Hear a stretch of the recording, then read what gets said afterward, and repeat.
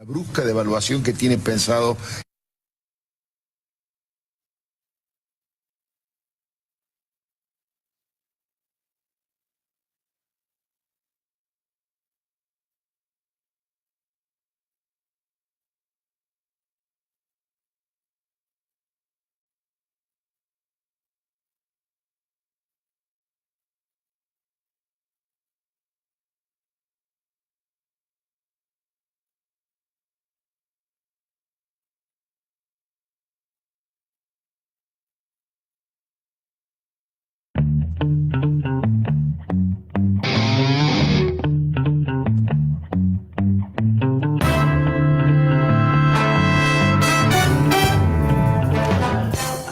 Roque, te voy a citar lo que declaró el socio de Melconian, Santangelo, que dijo que el dólar a 30 no necesariamente era un techo.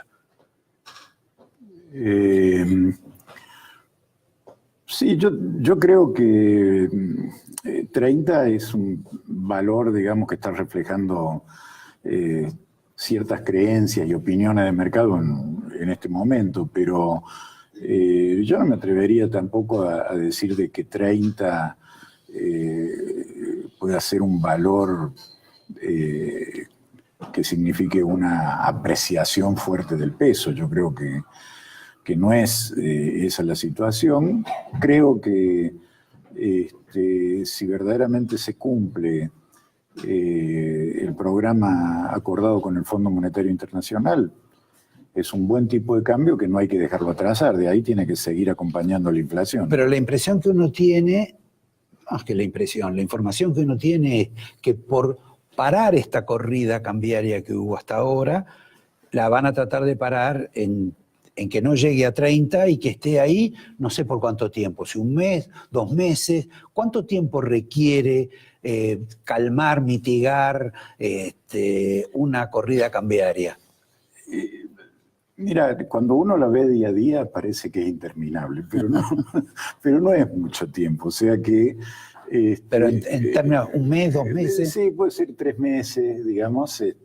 Uno que vive el día a día y que está, digamos, preocupado, que lo que hace, qué va a pasar. Vos tuviste una crisis fenomenal. Sí, yo tuve, bueno, y con una situación, cuando tuvimos la corrida del tequila, nosotros teníamos $2.000 millones de reserva.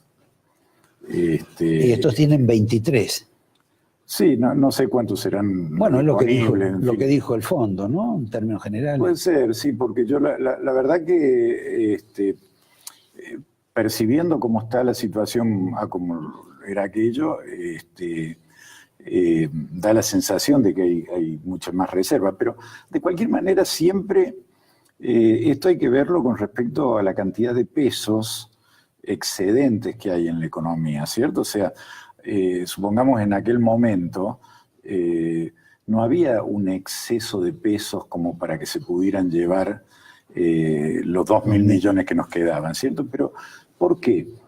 Porque también, yo no sé cómo han manejado esta situación, pero en aquel momento pusimos una restricción muy, muy clara. No se mueve $1 de la reserva del Banco Central si no me ponen los pesos en el Tesoro. Entonces, de repente los pesos no estaban que sobraran, porque son la parte transaccional de la economía necesitaba pesos. O sea, ahí se cayó un poco. Hubo una venta que era relativamente pequeña, no me acuerdo, pero estamos hablando menos de 1.000 millones, digamos. Que es lo que de pronto acá te lo hacen en un día. Claro, mucho más rápido. Allá fue por un periodo. Y bueno, y de repente ya se agotó la cantidad de excedente peso. Por eso... Ahora, esa crisis del tequila, discúlpame, también fue una crisis bancaria porque le costó la vida a un paquete de bancos. Claro, pero veníamos de otra situación diferente a la actual. En aquel momento, bueno, había habido, en fin, una hiperinflación, digamos, al final de los 80. Bueno, ahora estamos con inflación alta. Alta, sí. Para decirlo de algún modo. Sí, pero esa, digamos, los eventos que ocurrieron entre el término de la hiperinflación hasta la crisis del tequila, que es en el 94, habían quedado un sistema bancario no muy sano, porque cuando vos tenés tasas negativas de interés, que era lo que ocurría en términos reales, el incentivo del banco es un autopréstamo. Si yo con una tasa negativa me la quedo yo, ¿por qué te la voy a prestar a vos? O sea, hago mis proyectos fantasiosos, creo esto, creo lo otro. Armo carpetas. Armo un montón de cosas y trato de llevarme, digamos, lo que significa la ganancia y una tasa real negativa. ¿Eso qué significó? Que de repente cuando se corta, la convertibilidad corta un poco las tasas negativas, porque eran tasas nominales fijas con inflación alta, eso era lo que pasaba. Entonces ahí de repente todos esos proyectos que eran rentables, entre comillas, por la tasa de interés real negativa, dejaron de serlo y hubo que liquidar bancos. Eso no es la situación hoy día. Hoy día, si bien se están subiendo algunos encajes, eso no va a afectar el patrimonio neto de los bancos. O sea, los bancos, de alguna manera, yo diría que están bastante bien. El único problema que tienen a lo mejor es que están muy expuestos al gobierno argentino. O sea, si al gobierno argentino le fuese mal y tuviéramos que ir de nuevo a otro default, bueno, de nuevo, los bancos, digamos, un default importante le afecta el patrimonio. Perdóname, ¿a vos te llamaron, te convocaron para preguntarte algo? Yo he hablado con funcionarios, no es que me convocaran, sino que cuando había algún evento llamaban a exministros, no me llamaban a mí precisamente, o exfuncionarios. Lagarde, por ejemplo, me reuní por pedido de las autoridades. Pero aparte la conocía. No la conocía, sí, pero no mucho, ¿no? La conocía, digamos, del Fondo Monetario, pero cuando yo estuve en funciones, ella estaba en Francia, digamos, era una funcionaria en Francia, no en el Fondo Monetario Internacional. Y sí, he hablado, he tenido contactos, digamos, telefónicos también, pero no te diría que he sido alguien de consulta. Me reuní con el presidente también un par de ocasiones, pero muy al principio, últimamente.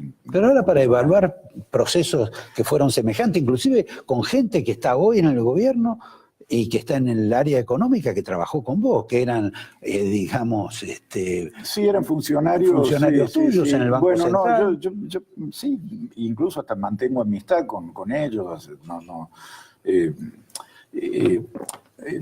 Tenemos un diálogo y también tenemos, yo te diría, criterios bastante parecidos sobre qué es lo que hay que hacer, digamos. O sea, yo no tengo diferencias de opinión con lo que puede estar pensando Duhovne o Frigerio, etcétera, cómo manejar todas estas situaciones. Tal vez en el tema del Banco Central, en el fondo del análisis monetario y bancario, donde estamos de acuerdo, hay discusiones muchas veces. Yo no hubiera hecho una política de inflation targeting, o sea, de metas. Estamos hablando ya del desaparecido Federico Sturzenegger. Pero eso quedó. O sea, las metas de inflación aparentemente están puestas en el acuerdo con el fondo. Y yo creo que ahí hay un problema, porque... creo que es una situación en la cual se parece mucho digamos, al enfoque que ha tenido un poco el gobierno, que es todo un problema de comunicación. O sea que si el gobierno tiene una buena comunicación, se resuelven los problemas. Bueno, entonces, no tiene buena comunicación. Bueno, ni siquiera el presidente es capaz de decir, en un momento de crisis, le hablo a los argentinos para explicarle lo que nos está pasando. Claro, bueno, el tema de las metas de inflación es como comunicarle a la gente lo que nos gustaría que pasara o que pasase con respecto a la inflación. Los brotes verdes, el segundo semestre. Bueno, exactamente. Entonces, pero eso...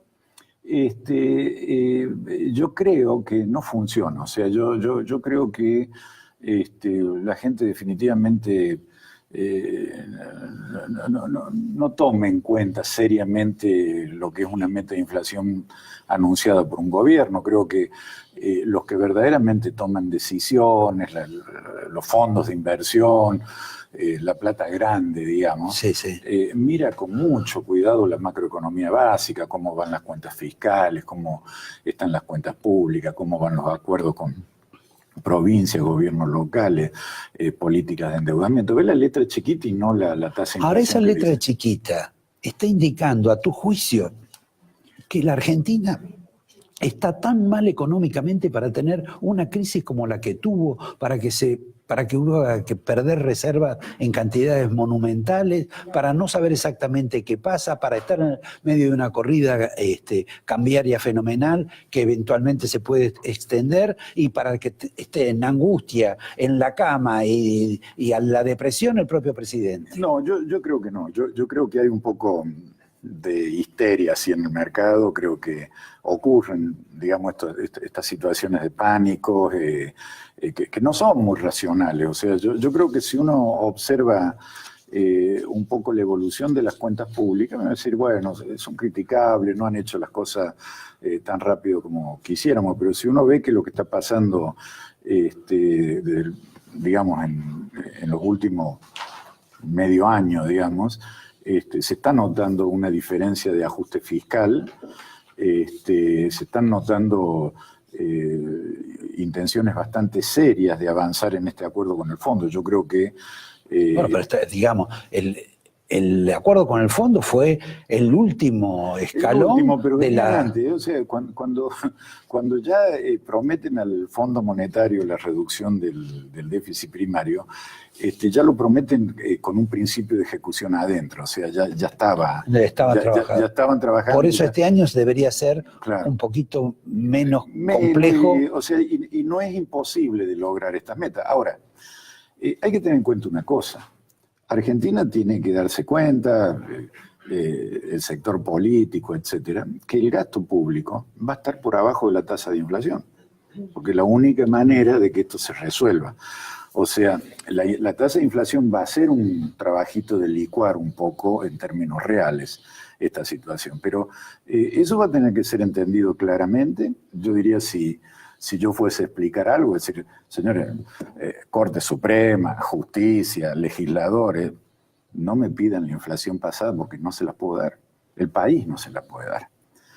Corporaciones, empresarios, es decir, todo ello tiene que decir, mira, no me digas que te ajuste por la inflación pasada, porque no puedo. Es que ajustar por la inflación pasada significa que tengo que distribuir un Producto Bruto de 120% del Producto Bruto, y esa torta no está. No está.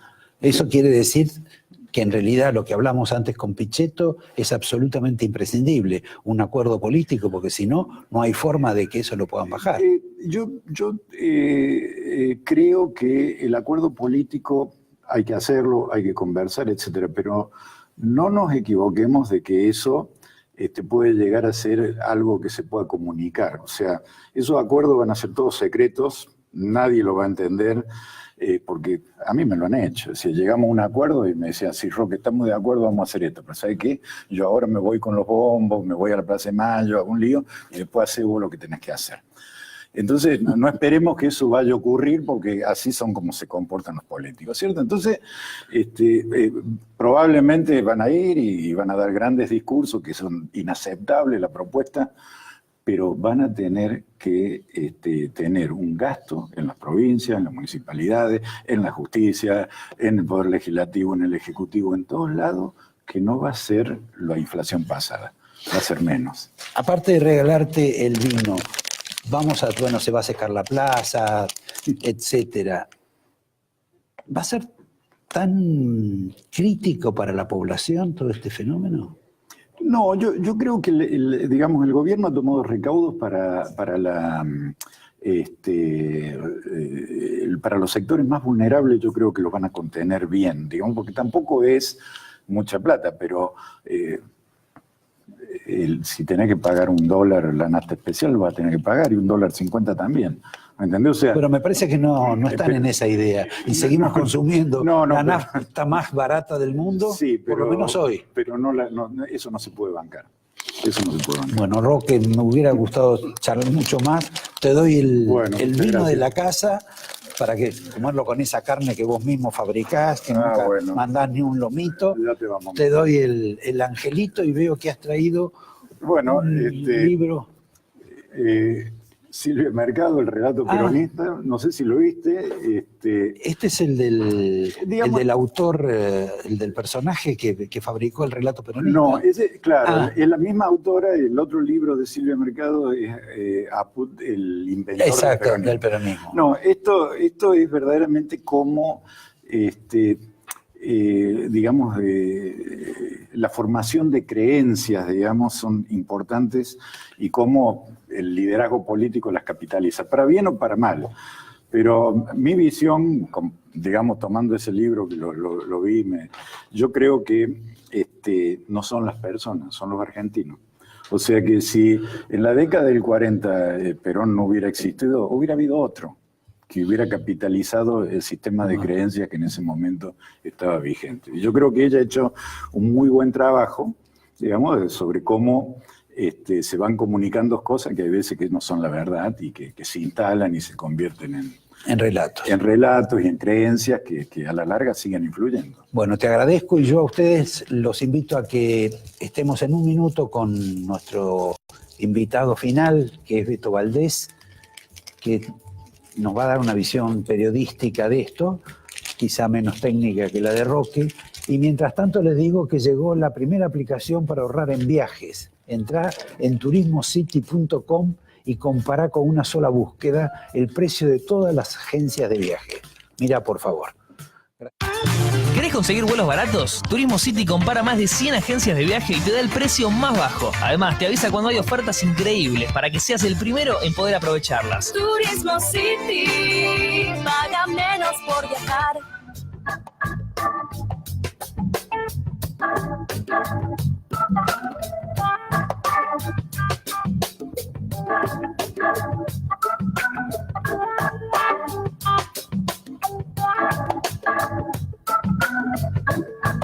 ¿Está vendiendo su empresa y necesita recuperar capital a través de sus activos? Piense solo en